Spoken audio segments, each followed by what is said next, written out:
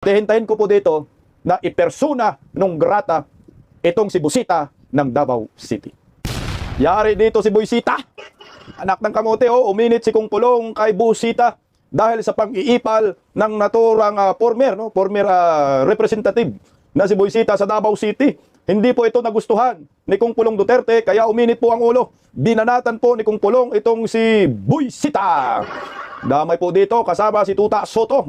Sagad-sagad na natin itong pag-uusapan natin tungkol po kay Kung Pulong Duterte. Bakit nga ba uminit po itong si Pulong dito kay Busita? Ito. Magandang gabi po sa ating lahat. Palike po muna, pa-share, pa-subscribe at pakipindot po ang inyong notification bell para lagi po kayong updated sa ating mga video. At Bisdak Historiador, supportahan po ninyo pangalawang YouTube channel ko po. Alam nyo ako sa akin, wala naman po sanang problema kung ikaw meron kang advokasya bilang isang riders, no, at gusto mong ipakita sa mga riders na kakampi mo sila, pero siguro tingnan mo rin yung limitasyon mo. No, kung hanggang saan ka lang, dahil sa pang-iipal mo, mapapahama ka pa. At ang problema ay doon ka pa nagkalat sa Davao City. Kaya nasita tuloy ni Kung Pulong Duterte. So ano ba yung mga nangyayaring ito? Meron po tayong nakitang video na malamang dito po uminit si Kung Pulong Duterte, no?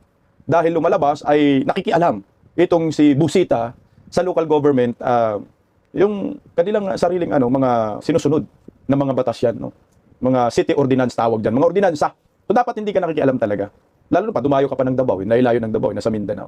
So pumunta ka lang para talaga mang-ipal. So mukhang sumubra dito si Busita.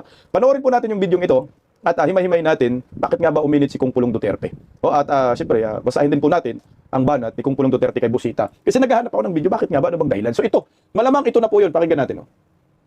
Ayan, pumunta po si Busita dyan sa Davao City. Opisina yan.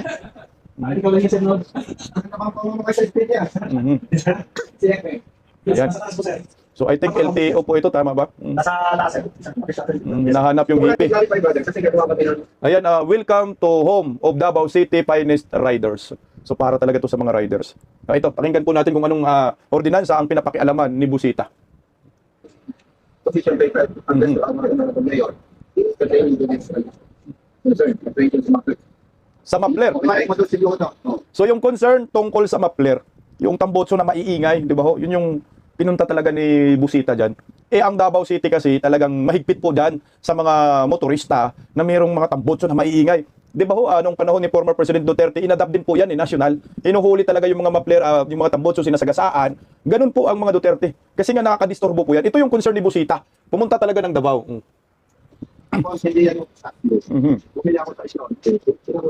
Depende kung may maingay. Paano natin ika-categorize na maingay? Maingay natin kasi pag sumusobra na yung niya sa marinig na, yung hindi original na niya na malaman naman natin yung noise siguro sa akin ay katulad niya na pag-evolution na masakit na sa akin. Correct. That's considered. Putang ina, nakikialam ka. Alam mo, napaka-pilosopo yung tanong ni Busita. Para siyang bubo dito, nagiging tanga siya, no? Paano daw natin malalaman na maiingay? Simple lang yan, Busita. Akala ko ba rider ka? So ngayon, ikaw na rider ka, alam mo sa sarili mo.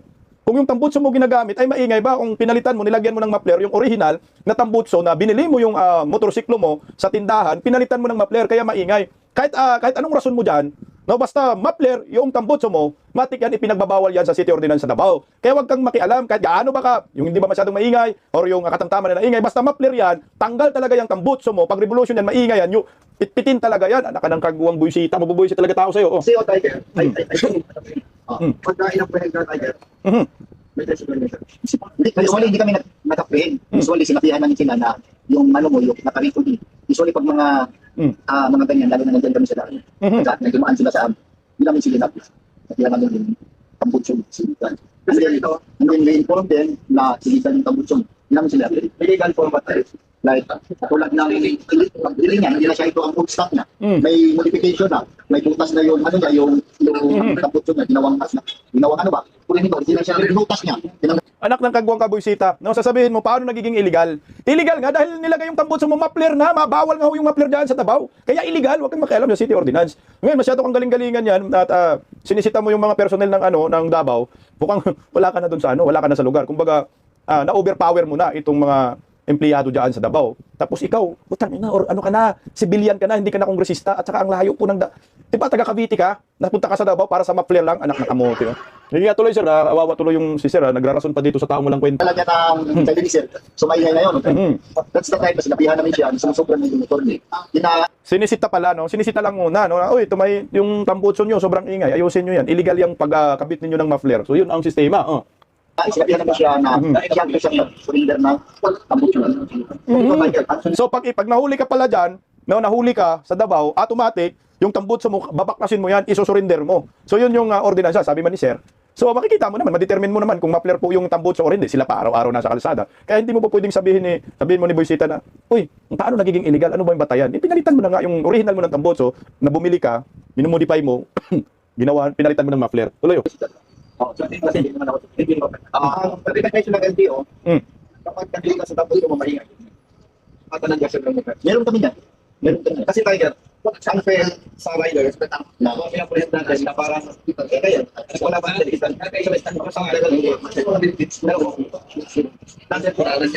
kung pasado sa LTO, ang pasado sa LTO, hindi namin ginagalaw.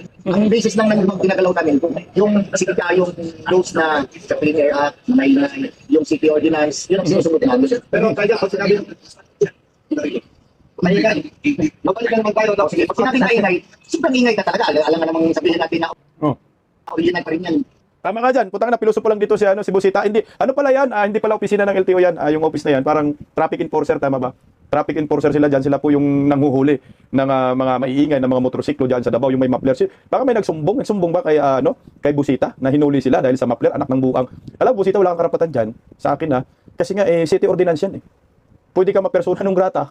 Dahil yung city ordinance ng Davao City, stricto pa naman ho sila. Kaya nga disiplinado yung mga taga Davao dahil sumusunod sila sa city ordinance. Patakaran po ng Duterte diyan sa Davao. Kaya naging mayaman po ang bansang Davao, ang syudad ng Davao. Sige nga. Wala naman nagbigay ng tindahan maingay at sasakyan niya. Correct. Paglabas sa sasakyan niya, pupito yan. Wala po yung update. Dapat di napahiya kayang Boysita. Tama, wala namang mga distributor ng motorsiklo na nagbibigay sila ng kanilang paninda na maingay, may mapler, hindi ho talaga ganun. Siyempre yung kanilang motorsiklo ginagawa nila ay pumapasa yan sa standards. Kasi pag mapler yan, putsa ina, hindi po pwede, hindi yan aaprubahan ng ating gobyerno. Kaya hindi mo po pwedeng questionin, bakit mo sinisita, bakit mo inapprehend? Ibawal nga ho ng maiingay na motorsiklo sa Davao. O tuloy para fair. Dapat kumata natin ang reso. Ano talaga na? Isipin mo talaga. Ang request lang namin tayo, para mag-provide. Pag sinabi natin, kawawa naman tayo kung pasado sa LTO, tapos kawawa naman ba? Usually, hindi naman talaga natin nabuti. Surrender debt. Sinabi mo, kusang tumatanggal. Kasi against human rights yan. Pag sinabi mo, surrender, may command ka pa rin. Actually, hindi namin sinabi namin yung passport mo. Hindi na makikita yung sinasabi yan. Tanga mo, Busita. No? Siyempre, kailangan i-surrender mo yung mapler mo. Kasi nga pinagbabawal dyan sa syudad. City ordinance yan Yan tayo Gusto mong baliin yung batas dyan sa Davao. Putang na. Talaga kung ako naman talaga pulong, galaiti ako. Para bang gusto mo labagin yung city ordinance, babaliin mo, nakikiusap na, wag mo lang i-apprehend, wag mo namang sabihin na i-surrender yung mapler. Kailangan mo nga i-surrender dahil bawal po yan sa Davao City. Kung gusto mo magkabit ng mapler, hindi labas ng Davao City, doon ka magkabit. Bago ka papasok ng Davao, tanggalin mo muna yung mapler mo. Ganun lang kasimple. Ang tanga naman ng mga rider na ito, sinabi ng bawal ng mapler, tigas talaga ng ulo nyo. Yan tayo, kaya hindi tayo masinso sa Pilipinas dahil mayroong mga ganitong klaseng mga tao na tinutolerate yung mali at gusto pang baliin ang city ordinance dyan sa Davao City. Davao City pa talaga. Ano bang purpose ng taong ito? Inasot mo yung tinatanggal ng mapler. Oo, tinatanggal na silang kung nabla na doon nag-duty kami dyan. So, kita rin sa singin habang ngayon meron dyan sa daanan. Kaya ang suggestion ko sana, with respect sa inyo, wala namang masama kung susunod natin yung national. Yung exemplo na natin, kami talaga, sinusunod namin kami. Wala talaga yung makuha sa sarili. Hindi naman sinusunod namin lahat. Ano mo gusto? Nasa bakit? Alam mo, wala kayong sinipin. Hindi ka nag-compete ka lang ito. Tangkoy namin na Busita, dandahan ka. Wala kang karapatan mag-suggest kung anong gusto mong mangyari dyan sa Davao City. Unang-una, hindi ka taga Davao City. Hindi ka nga butante sa Davao Wala kang karapatan na panghihimasukan ang pagpapatakbo ng Davao City dahil hindi ka residente dyan. At saka, tangina pinapakailaman mo yung city ordinance. Matagal na po yung ordinansa na yan, huwag ka mag-suggest kung ano bang isa-suggest mo. Dahil pinag-aaralan po yan ng mga Duterte, ng mga councilor dyan, city council. Hindi po basta-basta magpasa sila ng city ordinance ay pinagbabawal yung mga ganyang klase mapler. Kaya pag ikaw nakialam, ang tawag sa iyo, nang iipal ka, dahil hindi ka man butante dyan, wala kang ambag sa Davao, buang ka, ang resulta dyan, lus-lus ka dyan, tambalus-lus ka. Bakit ayaw mong ipapatupad dyan sa sinasabi mo sa, doon sa lugar nyo sa Cavite? Taga Cavite ka, di ba? Doon ka na lang. Huwag ka na lang dumayo pa ng Mindanao at pupunta ka pa ng Davao City. Mukhang nabigyan na naman ito ng malita itong hinayupak ng buwisita na to. Anong purpose mo dyan? Bakit nandyan ka sa Davao? Para lamang manita dyan sa mga opisyal ng local government of Davao City? Para bang pinapalabas mo mga inutil, yung mga nagpapatupad dyan, opisyal ng gobyerno dyan sa Davao? Hindi eh. Matagal nang epektibo po yung ginagawa nila dyan sa Davao City paglaban dyan sa mga maiingay ng mga tambutso. Effective na po yan, kaya nagiging disiplinado yung mga taga Davao. O, tuloy lang natin ng konti para alam natin yung buong kwento. Kung bakit nanggagalaiti ito sa init, itong si Pulong Duterte dito kay Busita. Ito pakikialam na po ito ha. Takin mo, dumayo ka ng Davao City. Oh. By the way, Tiger, i-clarify ko lang. Pag pinala naman tayo, ako naman advocate, never namin ipagsanggol kung mali ang rider of and we are here hindi para makialam, hindi para magdikta. Ina-clarify lang namin ang issue. Hindi makialam? Hindi nagdikta? Nagdidikta ka na eh. Nakikialam ka na, nagsasuggest ka na eh. Anong kinaklarify ang issue? Nagsasuggest ka na, nagdidikta ka na, kini-question mo na yung kanilang ginagawang operasyon, batas, city ordinance, dyan sa Davao City, patungkol sa Mapler. Wala na. Ganun na po yung pagtingin ng mga taga Davao sa'yo. Kaya nakakatakot po, Buisita, dahil pumalag si Pulong Duterte, baka hindi ka na po makapunta ng Davao. Yan nga talaga. And nire-respeto namin kayo. Ang gusto lang namin talaga, ma-implement ng tama, batas. Putang ina, anong gusto mong gusto nyo lang ma-implement ng tama? Ulul. Ang tagal-tagal na po yung ordinansa na yan. Walang nagki-question dyan. Patungkol sa paglaban sa mga maiingay na tambutso sa motorsiklo. Ang mga taga Davao sumusunod. Nanak ng kagwang, no? Kung sino ba yung hindi taga Davao City, siya pa ngayon yung nagrereklamo. Diyan tayo eh. Alam mo, nakakahiya po dyan, Busita. Hindi ka naman taga Davao, ba't ka nagrereklamo? Yung mga taga Davao sumusunod naman dyan sa City Ordinance. Kaya hindi po pwede sasabihin mo, gusto mo lang na pumunta ka dyan, kini-question mo lang, itong mga tao, pinapagalitan mo, nagtatanong ka, dahil gusto mo lang ma-implement ng tama. Come on. Matagal ka na bang nakatira sa Davao? May bahay ka ba dyan? May pamilya ka ba dyan? Para sabihin mo na mali yung pag-implement ng City Ordinance ng Davao? Aba, lulo din ha. Intention, yes. Na kahit mali, ako unwilling to submit sa basta ang mga sinusunod ko, hindi tama. Pag hindi tama, hindi talaga susunod. Kahit sinasabihan ka ng superior na ganito gawin mo, pag mali ko sinusunod talaga. Yung bahala magkakasabriya. O, tingnan mo ha, ganon yung paninindigan ng mga empleyado ng Davao City. Na kahit daw, yung superior niya ay nag-uutos ng hindi tama, basta alam niya ay mali, hindi niya ito sinusunod. Narinig mo yung Buisita? Oh, ito yung tinatawag ng mga disiplinang mga empleyado. At saka putang ina, nakaka-insulto yan sa City Government of Davao. Na pumunta ka lang yan, for what? Pang-iipal, pangkukupal, magaling-galingan, hindi ka naman magaling, kaya talo ka nga sa pagkasenador eh. Di ba? No, tumakbo ka sa pagkasenador, hindi ka binoto dahil nagiging tuta ka ni Tambaluslos. Ngayon, ang lakas ng loob mo, pumunta ka ng Davao City, magdadakdak ka, sisitahin mo yung mga traffic enforcer, mga opisyal dyan sa Davao City, dahil gusto mo daw itama, yung ma-implement yung City Ordinance ng maayos, anak ng kaguwang eh. Kung sino pa yung walang bilang sa Davao, sila pa yung dakdak ng dakdak. Tuloy oh. Kung gusto ko rin yung kasi nagliligat ka sa buong Pilipinas. Sayang lang ba kasi pagtakbo mo kung sino sa ano, idol kita talaga. May laban tayo. Idol, wag mo nga idol yan, sir. Anak ng kagwang mo. Ano yan, traidor yan. Trinidor yung mga Duterte dyan. Kaya wag nyo pong idolin yan. Ipal yan, kupal yan. Hindi ka nagustuhan ni Pulong Duterte yung ginagawa niya. Okay, so, sige, tuloy natin. Baka, para makita lahat kung anong nangyayari, oh. Wala ako Tiger plano na pumasok sa politika. Pero maganda yun, sir, yung ginagawa mo. Nakita ko lang, Tiger, thousands Filipino namamatay sa road process. Hindi nabibigyan ng attention. Ano daw sabi niya? Wala daw sa planong papasok sa politika. Tumakbo ka nga sa pagkasenador, buang ka. Ginamit mo nga yung mga rider sa Davao para sa sariling interest mo. Anak ng kamuti ka, nung walang plano tumakbo. Hindi na-address. And ang daming maling panguhuli. Kaya kung may balita, may information, pinabalidate ko.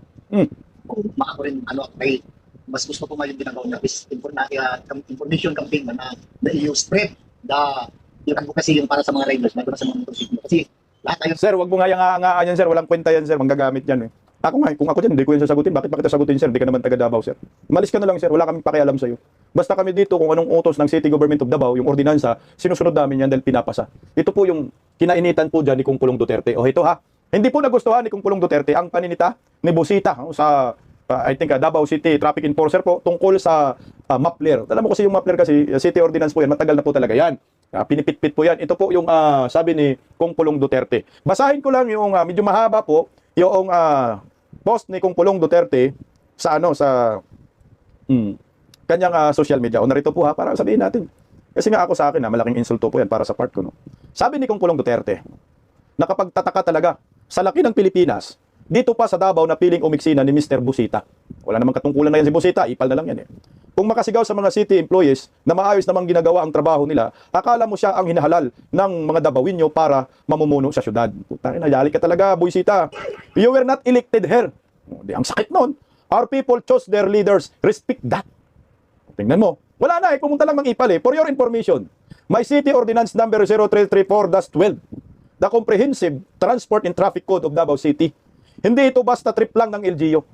It exists to protect public order, especially against excessive loud modified exhaust systems na wala naman dulot kundi istorbo, ingay, at alarma, lalo na sa gabi.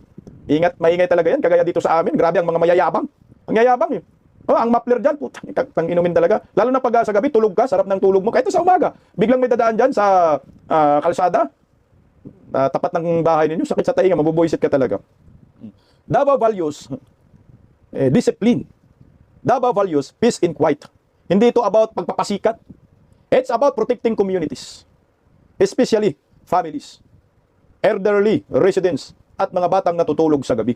Lalo na yung mga sanggol. Nako, pag yung sanggol natutulog sa gabi tapos may biglang dumaan na motorsiklo na malakas ang tambutso dahil ang yabang may muffler daw, kawawa yung bata. Iiyak yan Madidisturbo po yung yung tulog talaga. Nasubukan ko yun, naranasan ko yan Nung maliit yung anak ko, ganun ang nangyayari. Mabubuisit ka, mapahanap ka talaga ng away. No? Kung gusto mong mag-advocate, gawin mo sa tamang paraan. Dialogue, not drama. Policy discussion, not public spectacle. Nagpapasikat kasi kung pulong. Yun ang nakikita natin. Pasikat-sikat lang para sabihin magaling, para sabihin may concern sa mga riders, para sabihin yung may nagrereklamo, nandun siya para iklaro. Hindi. Masyado ka ng kumbaga, nilabag mo na, nagpapaipal ka na dyan, nilabag mo na yung city ordinance. Masyado ng Uber ang pag-react mo dito. Akala mo naman may posisyon ka pa rin sa gobyerno, anak ng kagwang. O ito. At kung sa tingin mo, harmless ang bura-bura pipes, kasi tawag dun sa Davao, bura-bura pipes pwede naman siguro nating subukan. Dalhin natin sa tapat ng bahay mo, akay ko. Sabay-sabay paanda rin sa 10 oras ng gabi, anak ng kagwang. Tingnan natin kung hindi ka pa mabwisit. Tama naman Bakit mo kasi kini-question yung anak ng kagwang? Muffler ordinance ng City Davao. Masyado ka ng mayabang dyan, Buisita. Iwan ko lang kung hindi ka mabuisit dyan. Ingay na yan, tapos sabay-sabay, mga 10 ganyan. Sige nga. Diyos ko, away abutin. Tuloy natin, sabi ni Kong Pulong Duterte, principle is easy to defend when it's not your neighborhood affected.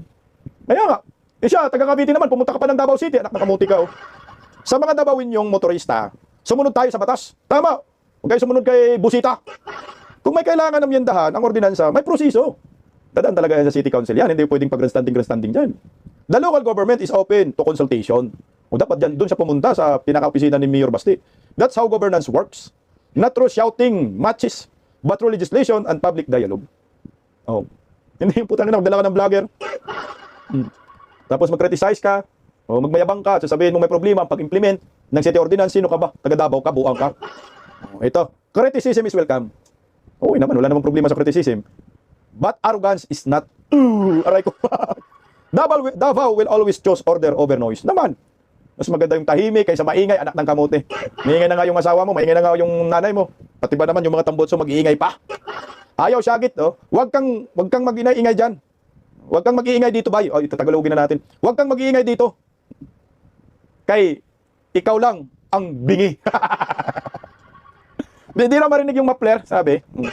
Ba hindi marinig dahil bungol. Ito tayo ngayon. Alam mo, nakakahiya yan. Taga Cavite ka. Hindi ka naman butante ng Davao, hindi ka residente ng Davao. Baka nga kamag-anak, wala kang kamag-anak ng Davao. Pero nangiipal ka, pumunta ka dun sa syudad at kini-question mo yung mga city ordinance ng local government unit ng City of Davao. Putang ina, nakakahiya yan. Ewan ko kung papalampasin po ito ng ibang mga taga Davao, mga Dabiwinyo. Pero malamang pinutakti na rin po siya sa social media. Nakikita ko. Maraming negative comment laban po dito kay Busita.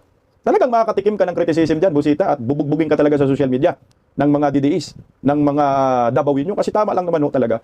Kasi bakit ka nakikialam sa syudad na wala ka dapat pakialam? Bakit ka nakialam sa isang city ordinance na hindi ka man residente dyan?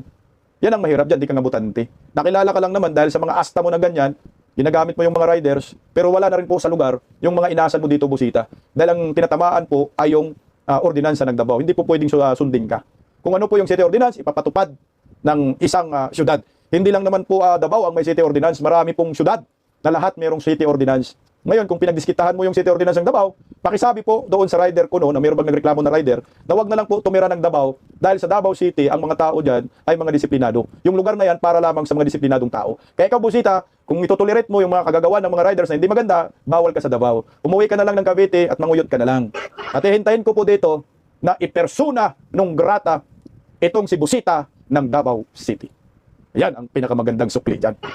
Pakinggan rin po natin itong banat naman ni Kung Pulong Duterte dito kay Tuta Soto. O tuloy na natin si Kung Pulong. Nabihira lang natin makukontent ito, sagad-sagad na natin. Dahil sinita rin po ni Kung Pulong Duterte yung statement ni Tuta Soto patungkol po sa mga nagsampa ng kaso sa kanya sa Korte Suprema na indirect contempt. Nabunga nga ho sa pagkwestiyon ng naturang School Bukol One Ball University na si Tuta Soto yung pagbasura po ng Korte Suprema sa article of impeachment na sinasabi po nila na ito ay unconstitutional. Binoto po yan ng unanimous decision at nagkaroon pa ng motion, sim pa rin, hindi pinagbigyan, unanimous decision pa rin, consistent ang decision ng mga hurado, ay illegal, no? Unconstitutional ang naturang impeachment. Doon po nag-umpisa. So ngayon, sinampahan po, nakaraang araw, itong si Tuta Soto ng indirect contempt sa Supreme Court. Ito naman yung sagot ni Tuta Soto dito na hindi naman nagustuhan ni Kung Pulong Duterte. Ito po. Ang sabi ni Tuta Soto dito, the recent petition for indirect contempt filed against me by Attorney Ferdinand Topacio is a nuisance suit. It has no legal or factual basis. It is a mere publicity stunt.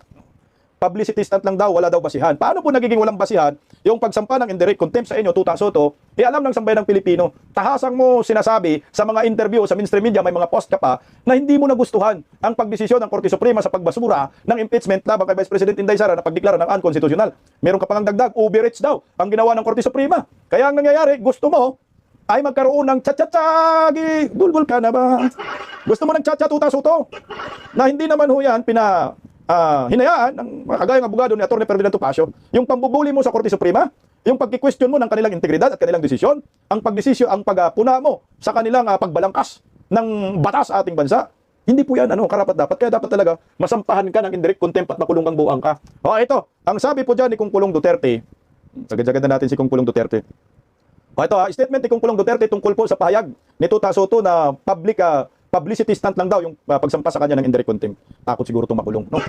Sabi ni Kung Pulong Duterte, so kung ordinaryong vlogger, mabilis lang i-contempt. O di ba doon, dami nilang kino-contempt ng mga vlogger lalo na sa Kongreso. Pero kung si Senate President, magpa-impeach the justices, biglang simply express disagreement. How convenient. Separation of powers is not optional. Hindi ito buffet na piliin mo lang kung alin ang masarap. The judiciary is not your committee hearing na pwede nyo i-grill kung hindi ka sang-ayon sa kanilang ruling. Calling it a nuisance suit doesn't make you sound constitutional. It makes you sound irritated and ignorant. Ignoranting One Ball University. The Constitution is not only composed of the text and provisions mentioned therein. It also stretches to the interpretations made by the Supreme Court. Wala namang iba mag-interpret po talaga ang Supreme Court. Being the office empowered to interpret it. Hindi naman si One Ball University mag-interpret. Kung gusto ka respetuhin, learn to respect first. Hindi yung mag-lecture ka about decorum while subtly flexing political pressure against the court. Naman. Disagreement is normal. Pero don't act shocked when people say, hoy, medyo over ka. Ano naman, sobra-sobra naman to. Overpower naman tong ginagawa ni Tuta Soto, anak ka ng kagwang. The Supreme Court is not an extension of the Senate floor. Baka hindi ito alam ni Tuta Soto. And free speech doesn't mean freedom from consequences. Talaga, hindi mo talaga basta-basta babatikusin lang itong Korte Suprema kasi pag binatikos mo ng sobra-sobra, binubuli mo, gusto mo palitan mo na yung mga justices dyan dahil hindi mo nagustuhan yung kanilang pag-interpret ng batas at sasabihin mo, first year student, mas magaling pa sa kanila, anak ka ng kagwang, makulong ka talaga. Kung gusto mo, kung gusto mong maging statesman, act like one. Kasi ngayon, parang selective ka na sa inyong standards, Your Honor. Salamat kaayo, Mr. Chair. Alam mo sa akin kasi si Tuta Soto kasi, ano na rin yan, nape-pressure na rin yan Kaya nagkaroon nga ako siya ng posisyon sa pagka-Senate President, kasi nga, tuta siya ni Tambaluslos, tuta siya ni Bungit, na hanggang ngayon, hindi pa rin mapatalsik-talsik si Inday Sara, kaya pressure ang buang. At bukod riyan, ay may pangarap po siya magiging Pangulo ng Republika ng Pilipinas. Na-overreach ba talaga ng Korte Suprema ang Senate, ang Senado? patungkol sa impeachment. Pakinggan natin ng kaunti itong si Atty. Harold Respicio kung na-overreach ba talaga. Ninyo po lumagpas na ang Korte Suprema doon. At kailan ba natin masasabi kung kasi ang punto ng Korte Suprema na ganito ang dapat gawin sa panig ng ni Tito Sen, parang sinabi niya na lumagpas na. Alin ba kailan ba ano bang senaryo na masasabi nating lumagpas na ang isang Korte Suprema doon sa kanyang kapangyarihan na punta na o kumbaga nag-overreach na doon sa iba pang sangay po?